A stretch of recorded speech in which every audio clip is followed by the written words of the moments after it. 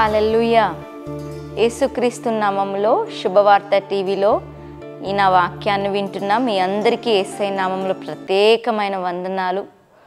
ఈరోజు పరిశుద్ధాత్మ దేవుడు నా హృదయంలో పెట్టిన మాటలను మీతో పంచుకోవాలని ఆశపడుతున్నాను. ఈ దినము పరిశుద్ధాత్మ దేవుడు మీకు ఇచ్చే వాగ్దానం ఏంటంటే, దేవుని యొక్క వెలుగు మీ పైన పడబోతుంది. దేవుని యొక్క ఉదయ కాంతి, దేవుని యొక్క వెలుగు ద్వారా మీరు దర్శింపబడబోతున్నారు. నమ్ముతున్న వారు ఆమేన్ చెప్పండి. దేవుని వెలుగు మీ పైన పడబోతుంది. దేవుని వెలుగు మిమ్మల్ని తాకపోతుంది. మీరు అడగచ్చు, దేవుని వెలుగు తాకుతుందని చెప్తున్నారండి, అసలు ఈ దేవుని వెలుగు ఏం చేస్తుంది అని మీరు చెప్తున్నారు. అసలు ఈ దేవుని వెలుగు ఏ కార్యాన్ని జరిగిస్తుంది అని కనుక మీరు అడిగినట్లయితే, మొట్టమొదటిగా దేవుని వెలుగు చేసే కార్యం ఏంటో తెలుసా అండి? పడిపోయిన వారిని లేవనెత్తేది ఈ దేవుని యొక్క వెలుగు. ఎవరైతే పడిపోయి ఉన్నారో, ఎవరైతే దేవునికి దూరముగా ఉన్నారో వారిని దర్శించటానికి దేవుడు వెలుగు రూపంలో ఆయన దర్శించాడని పరిశుద్ధ గ్రంథం సెలవిస్తుంది. యెషయా గ్రంథం 60వ అధ్యాయం 1వ వచనంలో ఇలా రాయబడి ఉంది, నీకు వెలుగు వచ్చి ఉన్నది, లెమ్ము తేజరిల్లుము. చూడండి, మనము నిలబడి ఉన్న వాళ్ళని చూసి లెమ్ము అని చెప్పము కదా. పడిపోయి ఉన్న వారిని చూసి మనం ఏమంటామంటే లేవండి, లెమ్ము అంటాం. ఇక్కడ కూడా ఈ పరిశుద్ధ లేఖనం ఏమని అంటుందంటే, నీకు వెలుగు వచ్చి ఉంది, లెమ్ము తేజరిల్లుము. అంటే దేవుని వెలుగు ఏం చేస్తుందంటే, పడిపోయి ఉన్న వారిని లేవనెత్తేదే వెలుగు. ఈరోజు దేవుని వెలుగు మిమ్మల్ని తాకబోతుంది. దేవుని వెలుగు మీ కుటుంబంలో ఉన్న వారిని తాకబోతుంది. దానికి అర్థం ఏంటో తెలుసా అండి? మీ ఇంటిలో ఒక రక్షణ కార్యము చోటు చేసుకోబోతుంది. దేవునికి దూరముగా ఉన్నవారు మీ ఇంటిలో దేవునికి దగ్గర అవ్వబోతున్నారు. అదే దాని అర్థం. పరిశుద్ధ గ్రంథంలో మనకి ఒకరు కనిపిస్తున్నారండి, అతడి పేరు సౌలు. ఈ సౌలు ఏం చేసేవాడంటేనంటండి, సంఘంలో చాలా హింసను రేపేవాడంట. అపోస్తుల కార్యం 8వ అధ్యాయం 3వ వచనం చదివినట్లయితే, సౌలైతే ఇంటింట జొచ్చి పురుషులను స్త్రీలను ఈడ్చుకొని పోయి చెరసాల్లో వేయించి సంఘమును పాడు చేయుచుండెను. హల్లెలూయా. ఈ సౌలు అనే వ్యక్తి ఏం చేస్తున్నాడంటేనంటండి, సంఘాన్ని పాడు చేస్తున్నాడంట. సంఘంలో హింసను రేపి సంఘాన్ని పాడు చేస్తున్నాడు ఈ సౌలు అనే వ్యక్తి. ఈ వ్యక్తి మారతాడని ఏ ఒక్కరు అనుకొని ఉండరు. కానండి, ఈ వ్యక్తి దమస్కు మార్గంలో వెళుతూ ఉండగా దేవుని వెలుగు అతన్ని తాకిందండి. దేవుని వెలుగు ఈ సౌలు అనబడుతున్న ఈ వ్యక్తిని తాకగా అతడు పౌలుగా మార్చబడ్డాడు. అతని పాత జీవితం అంతా మారిపోయింది, అతని గతమంతా మారిపోయింది. దీనికి కారణం ఏంటో తెలుసా అండి? దేవుడు తన వెలుగు ద్వారా సౌలుని దర్శించాడు. సౌలు పౌలుగా మారిపోయాడు. ఈరోజు నేను చెప్తున్నాను, మీ ఇంటిలో ఎవరైనా రక్షణ పొందని వారు ఉన్నారా? ఈ ప్రోగ్రాం చూస్తున్నారా? రక్షణ పొందని వారు, క్రీస్తుకి దూరముగా ఉన్నవారు ఎవరైనా ఉంటే ఈరోజు దేవుని వెలుగు వారిని తాకబోతుంది. వారి సౌలైనా కావచ్చు, క్రీస్తుని అసహించుకున్న సౌలులైనా కావచ్చు, కానీ వారు పౌలుగా మార్చబడబోతున్నారు. వారు రక్షణ పొందబోతున్నారు. నాకు క్రీస్తే వద్దు అన్నవారు కూడా క్రీస్తుకి దగ్గర అవ్వబోతున్నారు. వెలుగు మిమ్మల్ని తాకుతుంది అంటే దాని అర్థం ఏంటంటే, రక్షణ కార్యము మీ ఇంటిలో చోటు చేసుకోబోతుంది. దేవునికి దూరముగా ఉన్నవారు సమీపంగా అవ్వబోతున్నారు. పడిపోయిన వారు లేపబడబోతున్నారు అన్నదానికి సాదృశ్యంగానే వెలుగు ప్రత్యక్షమైంది. అలానే రెండవదిగా వెలుగు ప్రత్యక్షమవుతుంది. దేవుని వెలుగు ప్రత్యక్షమవుతుంది అంటే దాని అర్థం ఏంటో తెలుసా అండి? దుఃఖ దినములు సమాప్తమవుతున్నాయి అనే దానికి సూచనగా దేవుడు వెలుగుతో దర్శిస్తున్నాడు. యెషయా గ్రంథం 60వ అధ్యాయం 19-20 వచనాలు చదువుదాం. ఇక మీదట పగలు సూర్యుని ప్రకాశము నీకు వెలుగుగా ఉండదు, నీకు వెలిగిచ్చుటకై చంద్రుడు ఇకను ప్రకాశింపడు. యెహోవాయే నీకు నిత్యమైన వెలుగవును, నీ దేవుడే నీకు భూషణముగా ఉండును. నీ సూర్యుడికను అస్తమింపుడు, నీ చంద్రుడు క్షీణింపడు. యెహోవాయే నీకు నిత్యమైన వెలుగుగా ఉండును, నీ దుఃఖ దినములు సమాప్తములగును. హల్లెలూయా. యెషయా గ్రంథం 60వ అధ్యాయం 20వ వచనం ఏం చెప్తుందంటే, యెహోవాయే నీకు వెలుగుగా ఉండబోతున్నాడు. ఆయన వెలుగుగా ఉంటాడు కాబట్టి నీ దుఃఖ దినములు సమాప్తము కాబోతున్నాయి అన్న మాట ఇక్కడ రాయబడి ఉందండి. ఈరోజు నేను చెప్తున్నాను, యేసు యొక్క ప్రత్యక్షత, యేసు యొక్క దర్శనము ఈరోజు వెలుగు రూపంలో నీకు కనబడినట్లయితే దాని అర్థం ఏంటో తెలుసా? నీ దుఃఖ దినములకు ఒక ముగింపు దేవుడు పలుకుతున్నాడు. నీ కన్నీటికి, నీ కష్టాలకు, నీ వేదనలకు దేవుడు ఒక ముగింపు పలుకుతున్నాడు. ఈ ప్రోగ్రాం చూస్తూ దుఃఖముతో కన్నీటితో మొరపెడుతున్నావేమో, నా కన్నీళ్ళకి జవాబు ఎవరండి? నా కన్నీళ్ళకి ఆన్సర్ ఏదండి? నా కన్నీళ్ళకి పరిష్కారము లేదా? నా దుఃఖానికి ముగింపు లేదా అని రోజు ఏడుస్తున్నారేమో. పరిశుద్ధాత్మ దేవుడు మీతోనే సూటిగా మాట్లాడుతున్నాడు. ఏంటో తెలుసా అండి, ఈరోజు దేవుడు వెలుగు వలె నేను దర్శించబోతున్నాడు. ఆయన వెలుగుగా నీకు ఉండబోతున్నాడు. ఆ వెలుగు కనబడుతుంది అంటే దాని యొక్క అర్థం ఏంటి అంటే, నీ దుఃఖములన్నీ, నీ దుఃఖ దినాలన్నీ ముగించబడబోతున్నాయి. నీ దుఃఖ దినములు సమాప్తం అవ్వబోతున్నాయి. ఈరోజు ధైర్యం తెచ్చుకోండి, నిరీక్షణ కోల్పోకండి. ఈ మాటలు వింటున్న వారు ఈరోజు హృదయంలో వేదనతో నిరీక్షణ కోల్పోయి ఉన్నారేమో. ఈరోజు పరిశుద్ధాత్మ దేవుడు మీతోనే మాట్లాడుతున్నాడు. నా వెలుగు నిన్ను తాకబోతుంది, నా వెలుగు నిన్ను దర్శించబోతుంది. ఆ వెలుగు చేసే కార్యం ఏంటో తెలుసా? నీ యొక్క దుఃఖముకు ముగింపు పలకబోతుంది ఆ వెలుగు. నీ దుఃఖ దినములకు సమాప్తం పలకబోతుంది ఆ వెలుగు. ఈరోజు దేవుడు వెలుగుగా దర్శించి నీ దుఃఖ దినములకు ముగింపుని పలకబోతున్నాడు. హల్లెలూయా. ఇది రెండవ కార్యము. మూడవ కార్యము, వెలుగు చేసే కార్యము ఏంటి అంటే, ఒకసారి మనం చూద్దాం. వెలుగు చేసే మూడవ కార్యం ఏంటంటే, దేవుడు మన సమస్యల్లో ఆయన జోక్యం చేసుకుంటున్నాడు అన్న దానికి గుర్తుగానే వెలుగు ప్రత్యక్షమైందండి. పరిశుద్ధ గ్రంథంలో ఒక ఇన్సిడెంట్ రాయబడి ఉంది. పేతురు అనబడుతున్న అపోస్తలుడిని చెరసాలలో వేశారు. అతడు చెరసాలలో వేసి అతన్ని సంకెళ్లతో బంధించి అతన్ని చెరసాలలో ఉంచారు. మీరు చెప్పండి, చెరసాలలో ఉంచబడిన వ్యక్తికి విడుదల వచ్చే మార్గం ఉందా? చెరసాల్లో ఉంచబడిన వ్యక్తికి బయటకు వస్తానన్న నిరీక్షణ ఉందా? 2 సంఖ్యలతో బంధించారంటండి. 2 సంఖ్యలతో బంధించారు. 2 సైనికుల మధ్యలో ఈ పేతురు నిద్రిస్తున్నాడంట. ఇటువంటి పరిస్థితుల్లో ఉన్న ఈ యొక్క పేతురు, ఇటువంటి ఒక సమస్యలో ఉన్న పేతురు, అతడికి జవాబేమీ కనబడట్లేదు. ఎలా బయటకు వస్తాడు? ఒక మానవ శక్తితో, మానవ ఊహతో ఆలోచిస్తే అతడు బయటకు రావడం ఒక అసాధ్యమైన కార్యము. అటువంటి సమస్యలో ఈ పేతురు ఇరుక్కున్నాడు. అయ్యో, నేను ఇంకా బయటకు వచ్చే ఛాన్సే లేదు, ఈ సమస్య నుండి బయటపడే మార్గమే లేదు, బయటకి వచ్చే అవకాశము మూయబడి ఉంది అన్న స్థితిలో ఈ వ్యక్తి ఉన్నాడండి, ఈ పేతురు అనబడుతున్న వ్యక్తి. అయితే ఈ పేతురికి ఎలా విడుదల వచ్చిందో తెలుసా అండి? అతడు ఉంటున్న చెరసాలలో వెలుగు కమ్ముకుంది. ఆ వెలుగు కమ్ముకుంది, సంకెళ్ళు ఊడిపోయాయి, బంధకాలు తెగిపోయాయి. హల్లెలూయా. అపోస్తుల కార్యం 12వ అధ్యాయం 7వ వచనంలో రాయబడి ఉంది. ఒకసారి మనం చదువుదాము. ఇదిగో ప్రభుదూత అతని దగ్గర నిలిచెను, అతడుండిన గదిలో వెలుగు ప్రకాశించెను. దూత పేతురు ప్రక్కను తట్టి త్వరగా లెమ్మని చెప్పి అతని లేపగా సంకెళ్ళు అతని చేతిలో నుండి ఊడిపడెను. హల్లెలూయా. ఈ పేతురు చెరసాలలో ఉన్నాడు. అది ఒక అసాధ్యమైన కార్యము. ఆ సమస్య నుండి బయటపడుట అసాధ్యము. కానీ దేవుడు పేతురుని విడిపించాడండి. అతని సంకెళ్ళు ఊడిపోయాయి, అతని బంధకములు ఊడిపోయాయి. ఎలాగే అద్భుతం జరిగింది అంటే, అతడుంటున్న గదిలో వెలుగు కమ్ముకుందంట, వెలుగు ప్రకాశించిందంట. ఆ వెలుగు ప్రకాశించింది, అతని సంకెళ్ళు ఊడిపోయాయి. ఈరోజు చెప్తున్నాను, మీరు ఎటువంటి అసాధ్యము అనుకుంటున్న సమస్యలో మీరు ఉన్నట్లయితే, నన్ను ఎవ్వరి సమస్య నుండి బయటకు తీసుకొని రాలేరండి, ఎవ్వరు నన్ను విడిపించలేరండి, ఎవ్వరు నన్ను బ్రతికించలేరండి అన్న అటువంటి సమస్యల్లో ఎవరైనా ఉంటే, ఇది అసాధ్యము, నా జీవితంలో ఇది జరగదు, ఈ సమస్య నుండి బయటికి రాలేను అటువంటి సమస్యల్లో ఎవరైనా ఈ ప్రోగ్రాం చూస్తున్నట్లయితే, ఈరోజు పరిశుద్ధాత్మ దేవుడు మీతో పలుకుతున్న మాట ఏంటంటే, ఈరోజు వెలుగు కనబడబోతుంది.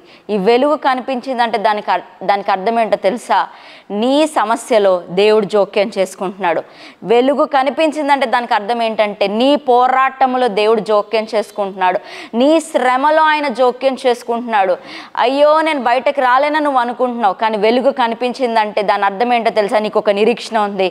నువ్వు బయటకు వస్తావు, నీ సంఖ్యలు ఊడిపోతాయి, నీ బంధకాలు ఊడిపోతాయి. పేతురు యొక్క సంఖ్యలు ఎలా అయితే ఊడిపోయాయో, అతని బంధకాలు ఎలా అయితే ఊడిపోయాయో, ఈరోజు వెలుగు కమ్ముకున్నప్పుడు, దేవుని వెలుగుని తాకినప్పుడు నీ జీవితంలో కనబడుతున్న సమస్య మైనము వలె కరిగిపోద్ది. అది ఎంతటి పెద్ద పర్వతమైన మైనము వలె కరిగిపోద్ది.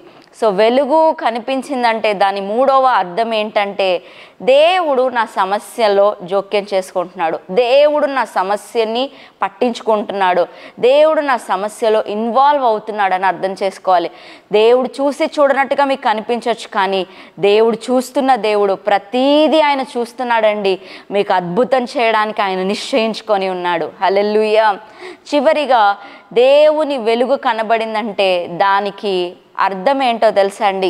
నాలుగోదిగా, నీ అవమానము కొట్టివేయబడబోతుంది, నీపై ఉన్న నింద కొట్టివేయబడబోతుంది. ఒకసారి చూడండి, కీర్తనల గ్రంథం 34వ అధ్యాయం 5వ వచనం ఒకసారి చదువుదాం. వారు ఆయన తట్టు చూడగా వారికి వెలుగు కలిగెను, వారి ముఖములు ఎన్నడును లజ్జింపకపోవును. వారు దేవుని తట్టు చూశారంట, వారికి వెలుగు కలిగిందంట, వారి ముఖములు ఎన్నడూ సిగ్గుపడలేదంట. ఈరోజు నేను చెప్తున్నాను, దేవుని తట్టు చూచేవారికండి ఆయన వెలుగు కలుగుతుంది. ఆ వెలుగు ఏం చేస్తా తెలుసా అండి? ప్రతి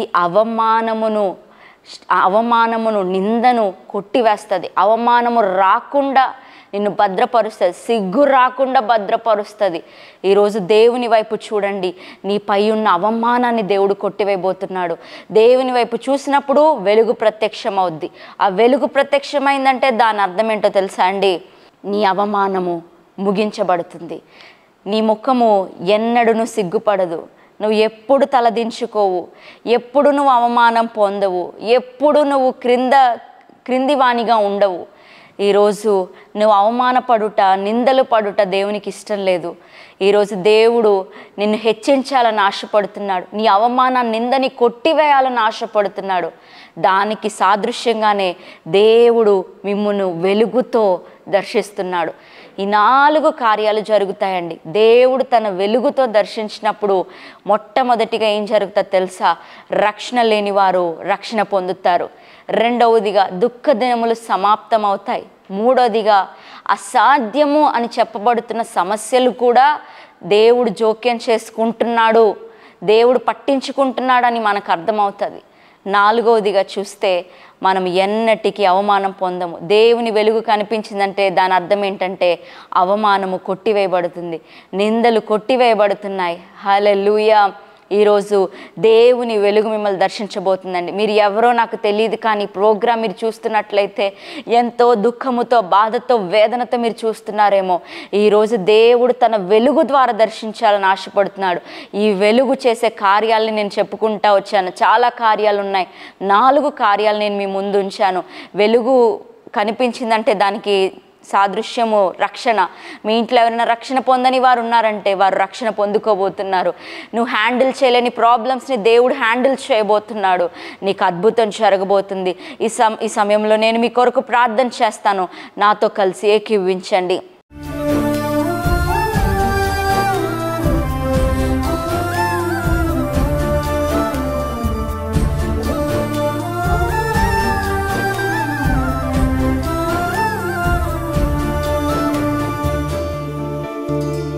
యేసయ్యా తండ్రి, ప్రభువా, ఎవరెవరైతే ఈ ప్రోగ్రాం చూస్తున్నారో దేవా, వారు ఎంతటి దుఃఖముతో, వేదనతో చూస్తున్నారో నీకు తెలుసు తండ్రి.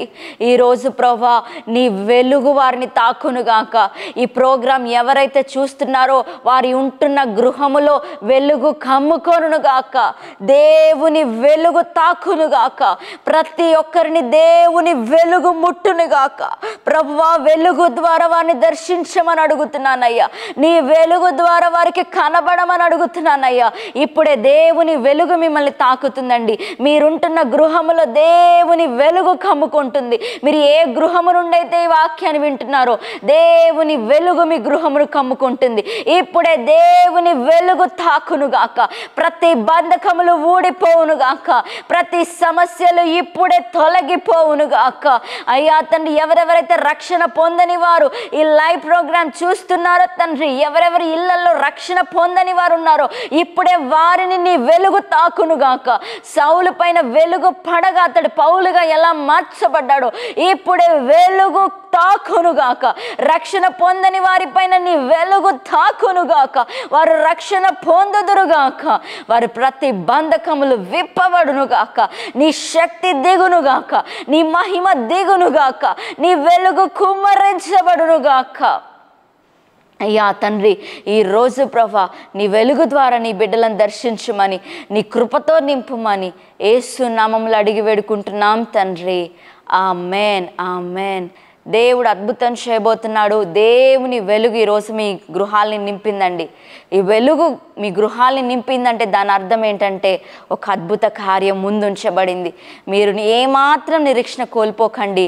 దేవుడు అద్భుతం చేయబోతున్నాడు. దేవుడు మిమ్మల్ని దీవించునుగాక. ఆమేన్. సికింద్రాబాద్లో దహించు అగ్ని పరిశుద్ధాత్మ సదస్సు.